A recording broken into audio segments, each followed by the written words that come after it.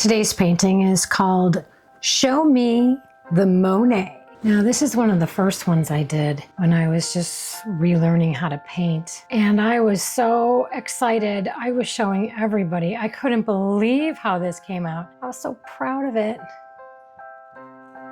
Looks like water back there, doesn't it? And then all these pretty, colorful flowers and tall grasses. They look like reeds and poppies and little bluebells.